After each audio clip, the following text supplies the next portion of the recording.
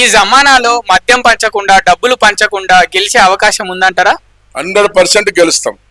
ఎందుకంటే గతంలో చూసుకున్నట్టు కామారెడ్డిలో ఇద్దరు ముఖ్యమంత్రులు కేసీఆర్, రేవంత్ రెడ్డి పోటీ చేస్తే మా వెంకటరమణారెడ్డి గారు గెలిచి రాలేదా?